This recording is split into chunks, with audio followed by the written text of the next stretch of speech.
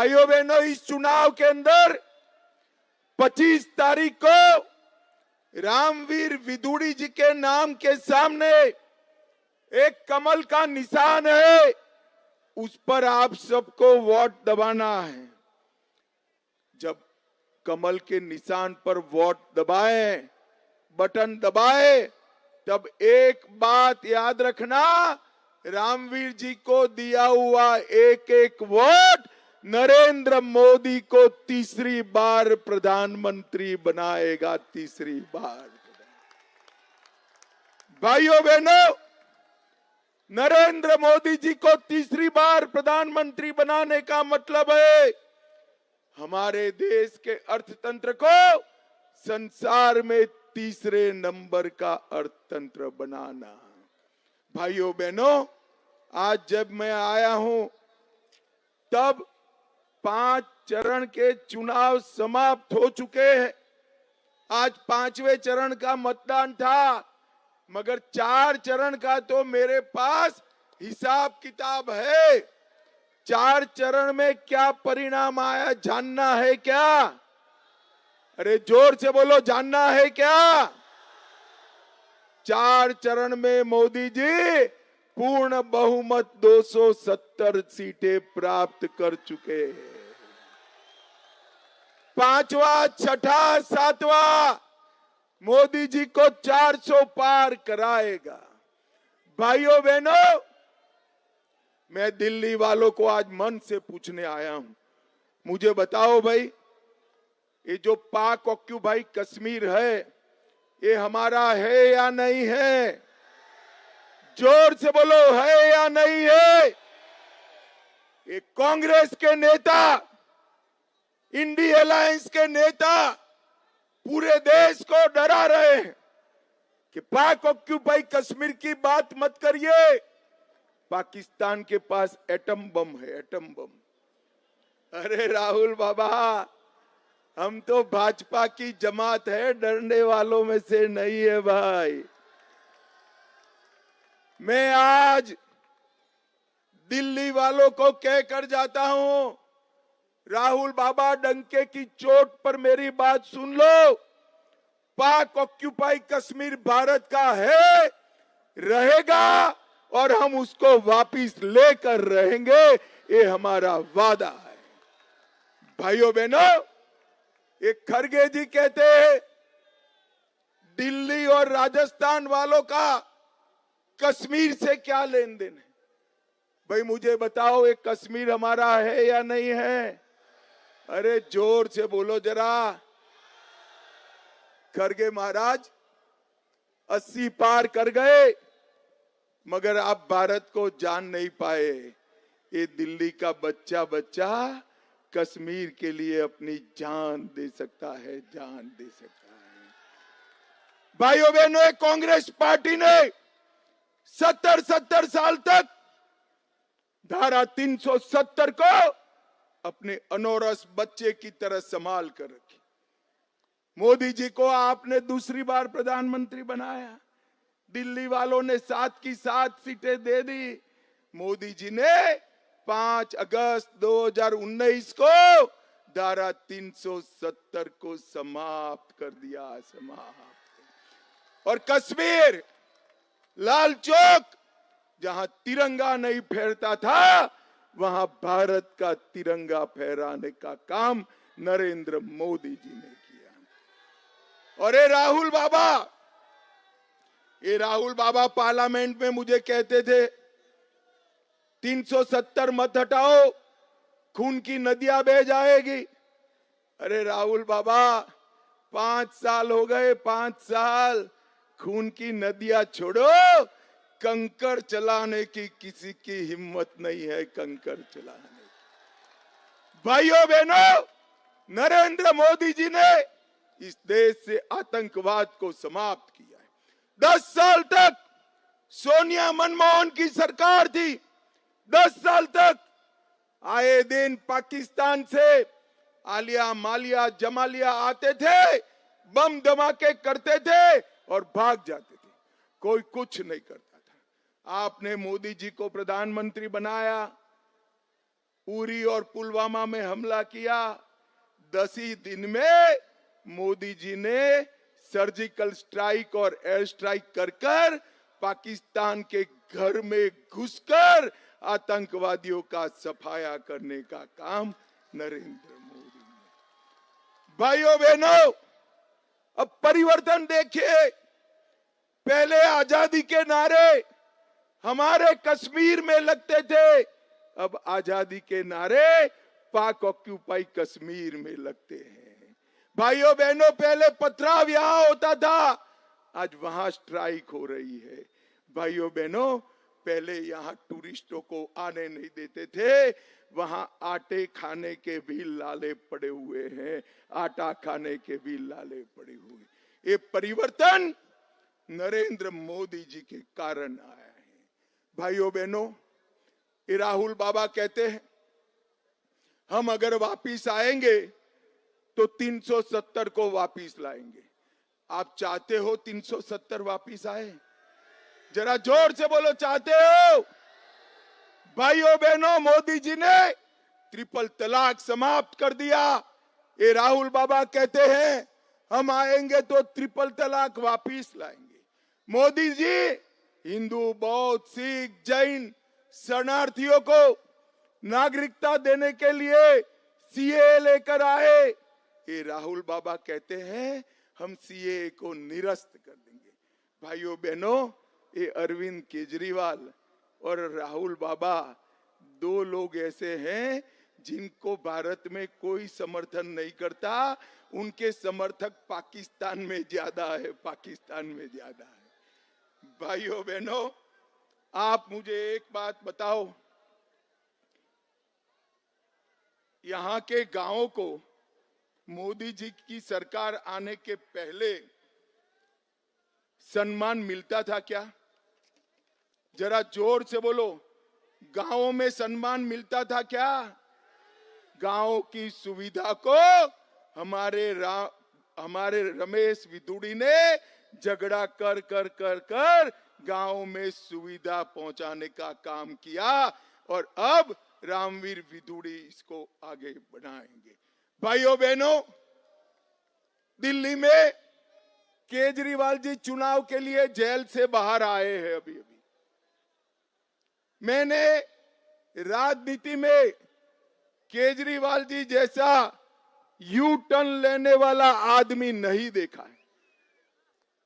वो नौकरी छोड़कर एनजीओ बनाए और शपथ ले लेकर बच्चों की कहते थे हम राजनीति में नहीं आएंगे, राजनीति गंदी है। और 26 नवंबर 2012 को उन्होंने आप पार्टी बना दी, अन्ना को बेचारे को रालेगांव सिद्धि भेज दिया। ये झूठ बोले। वो कहते थे मैं कभी मुख्यमंत्री नहीं बनूंगा। 3 बार मुख्यमंत्री बने, उसमें भी यू टर्न लिया। उन्होंने कहा था कि कांग्रेस में दिल्ली में की सरकार कांग्रेस की गिराकर इनको जेल में डालेंगे। आज सत्ता के लिए वो ही कांग्रेस की गोदी में बैठकर दिल्ली में चुनाव लड़ रहे हैं। उन्होंने कहा कि हम वीवीआईपी सुविधा नहीं लेंगे, सरकारी बंगला नहीं लेंगे, गाड़ी नहीं लेंगे, सिक्योरिटी नहीं लेंगे। सिक्योरिटी भी ले ली, गाड़ी भी ले ली और एक बंगले से पेट नहीं भरा, 125 करोड़ का शीश महल बना दिया। 125 करोड़ का शीश। अगर केजरीवाल जी, मेरा एक ही निवेदन है, दिल्ली की 7 लोकसभा के प्रतिष्ठित डॉक्टर, प्रोफेसर, पत्रकार, इस प्रकार के 100 लोगों को आपका शीश महल एक बार दिखा दो, जरा ताकत है तो। भाइयों बहनों, कोई अरबोपति का भी बंगला जैसा नहीं होता, ऐसा दिल्ली के मुख्यमंत्री ने अपना बंगला बनाया है। मैं आज केजरीवाल जी को पूछने आया हूं, जन लोकपाल बिल आप लाने वाले थे, बिल ऐसा बनाया, ढकोसले जैसा बिल बनाया। लोकपाल के बिल को डाइल्यूट करने का आपने काम किया। शीला दीक्षित के खिलाफ भ्रष्टाचार का केस आप रजिस्टर करने वाले थे, वो तो नहीं किया। आपके सामने भ्रष्टाचार का केस रजिस्टर हो गया और आपको जेल में जाना पड़ा। और मित्रों, वो कहते थे मैं भ्रष्टाचारियों का साथ नहीं दूंगा। कांग्रेस, लालू जी, डीएमके, तृणमूल, ये सभी भ्रष्टाचारी पार्टियों के साथ वो बैठे हैं। भाइयों बहनों, इनका भ्रष्टाचार का सूची बहुत बड़ा है। मैं पूछता हूं, आप नाम बोलना जरा, मैं पूछता हूं शराब घोटाला किसने किया? ऐसे नहीं, एक एक कर कर पूछता हूं। 2875 करोड़ का शराब घोटाला किसने किया? 78,000 करोड़ का जल बोर्ड का घोटाला किसने किया? 5,000 करोड़ का क्लासरूम निर्माण का घोटाला किसने किया? 1,000 करोड़ का नकली दवाइयों का घोटाला किसने किया? लैब एक्सरे का 4,000 करोड़ का घोटाला किसने किया? गाड़ियों में पैनिक बटन का घोटाला 2,000 करोड़ का किसने किया? बस खरीदी का 1,000 करोड़ का घोटाला किसने किया? और 125 करोड़ का शीश महल किसने बनाया? अरे केजरीवाल जी, अभी तो सिर्फ शराब घोटाले की जांच हुई है, 7 घोटालों की जांच बाकी है, 7 घोटालों की जांच बाकी। भाइयों बहनों, इनके जैसा निर्लज्ज व्यक्ति मैंने मेरे जीवन में नहीं देखा है। भ्रष्टाचार के कारण लालू जी भी जेल में गए, इस्तीफा देकर गए। जयललिता भी जेल में गई, इस्तीफा देकर गई। और मंत्री भी जेल में गए, इस्तीफा देकर गए। ये एक नेता ऐसे है जो जेल में तो गए मगर मुख्यमंत्री बने रहे। केजरीवाल जी, फेविकॉल चिपका कर सीएम की कुर्सी पर बैठे हो। 1 तारीख को 7 की 7 सीटें भारतीय जनता पार्टी जीतने जा रही है, फेविकॉल उखड़ जाएगा।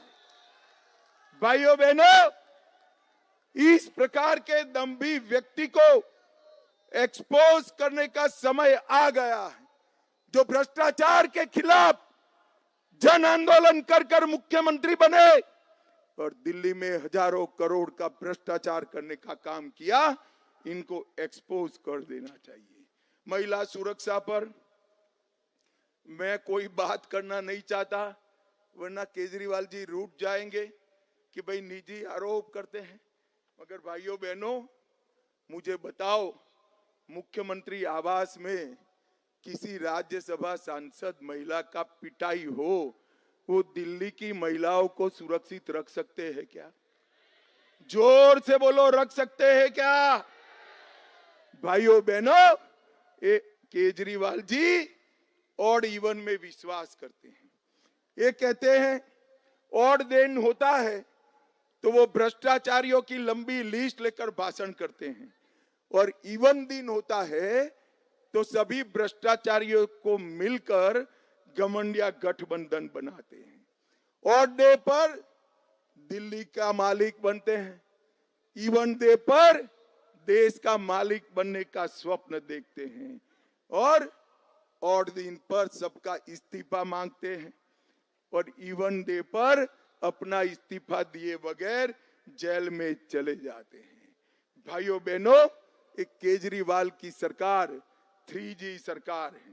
पहला जी है घोटालों का, दूसरा है घूसखोरी का, और तीसरा है घपलेबाजी का।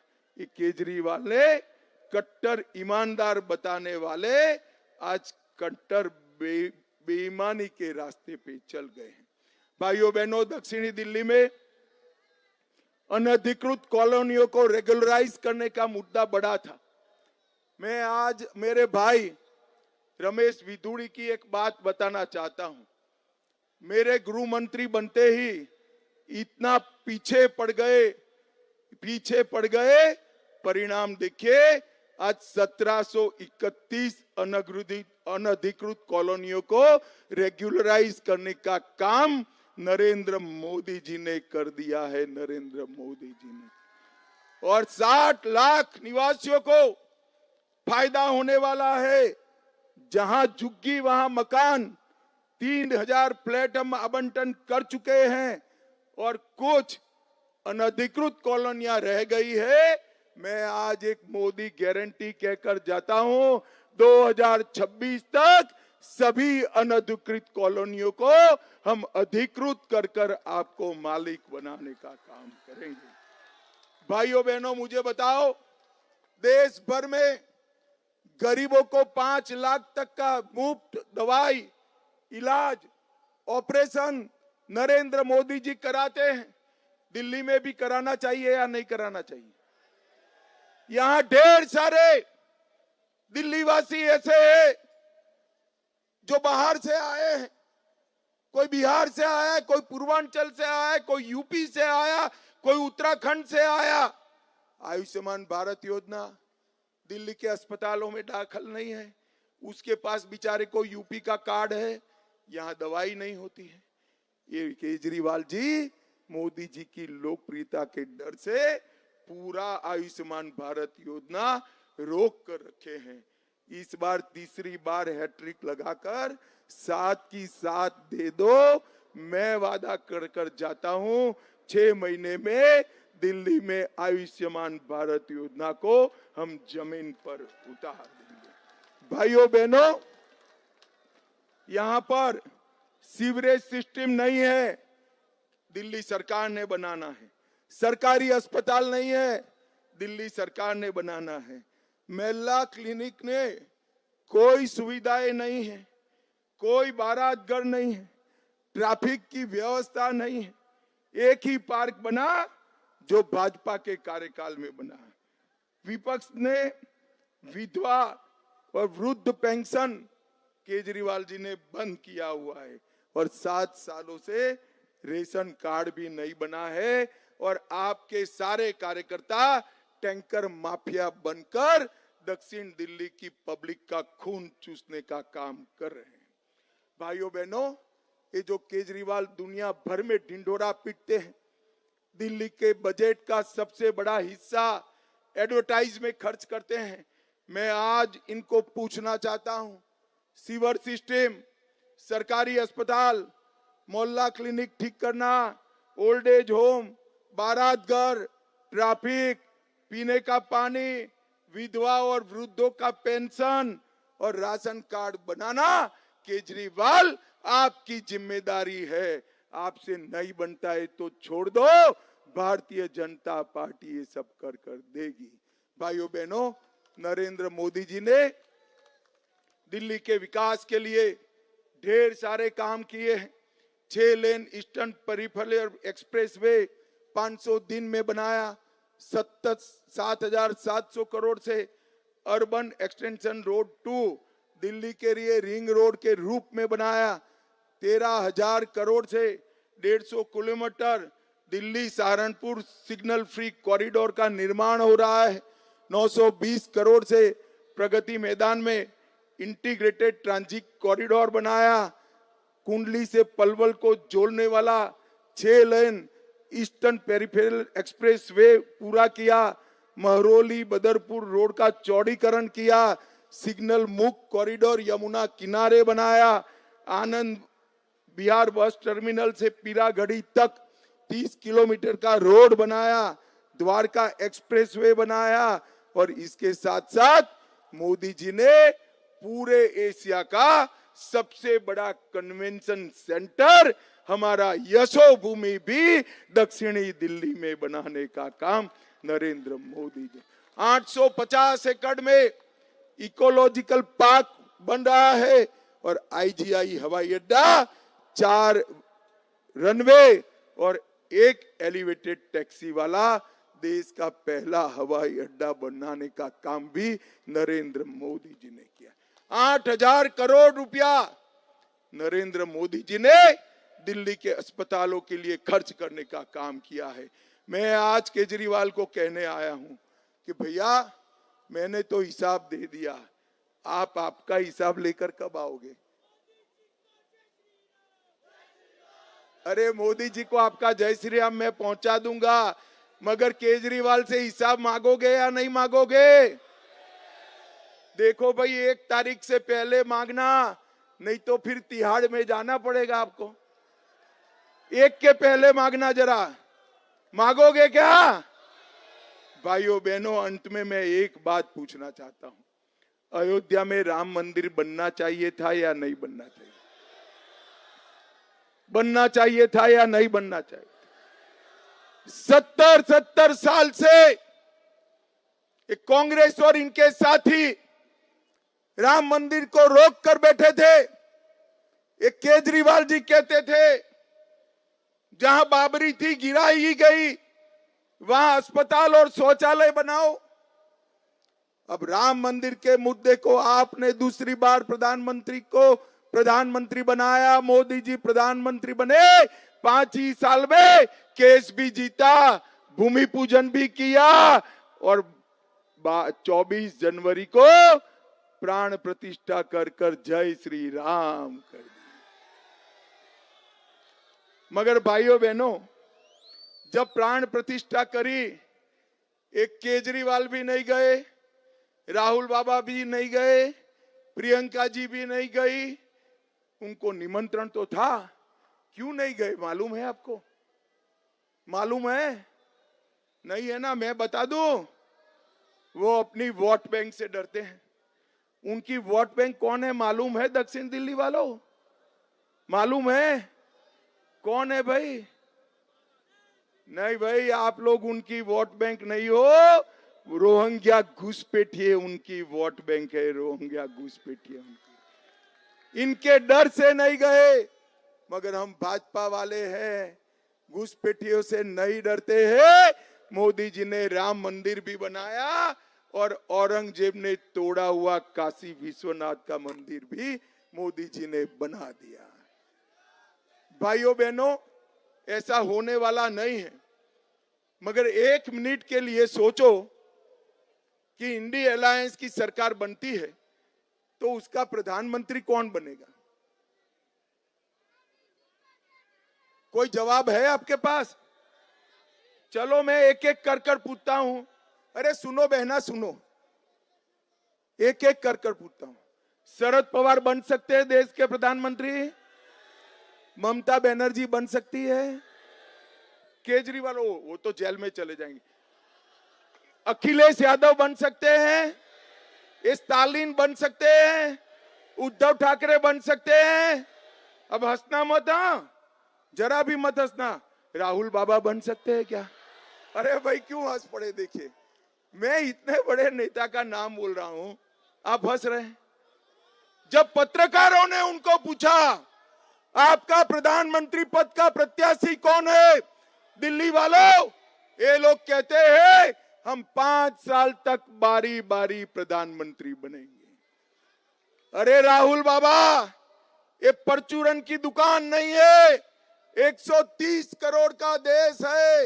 ये बारी बारी प्रधानमंत्री पाकिस्तान को मुंह तोड़ जवाब दे सकता है क्या? जोर से बोलो, दे सकता है? देश से आतंकवाद समाप्त कर सकता है? कोरोना के सामने लड़ सकता है? नक्सलवाद समाप्त कर सकता है? सीए ला सकता है? यूसीसी ला सकता है? भाइयों बहनों, ये लोग कुछ नहीं कर सकते हैं।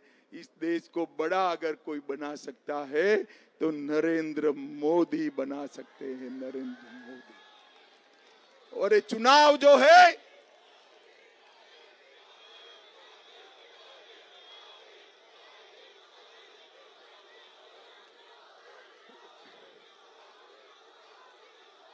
भाइयों बहनों, बोलो भारत माता की। ये चुनाव जो है रामवीर विदुड़ी जी को सांसद बनाने का नहीं है। वो तो सांसद बनेंगे ही, मगर उनको सांसद बनाते ही नरेंद्र मोदी प्रधानमंत्री बनने वाले हैं। तो बताओ दिल्ली वालों, क्या फैसला है? रामवीर जी आ गया। रामवीर जी को प्रचंड बहुमत से जिताओगे क्या? कमल के निशान पर बटन दबाओगे क्या? 400 पार कराओगे क्या? मोदी जी को फिर से प्रधानमंत्री बनाओगे क्या? महान भारत बनाओगे क्या? पूर्ण विकसित भारत बनाओगे क्या? आत्मनिर्भर भारत बनाओगे क्या? तो मेरे साथ दोनों हाथ उठाइए, मुट्ठी भींचे और प्रचंड आवाज से बोलिए, जय श्री राम, जय जय श्री राम, भारत माता की, वंदे वंदे वंदे। आप सभी का बहुत बहुत धन्यवाद। सुबह सुबह मतदान करना, गर्मी है, कमल के निशान पर इतना गुस्से से बटन दबाना कि 1 तारीख को केजरीवाल को याद रहे कि तिहाड़ में वापिस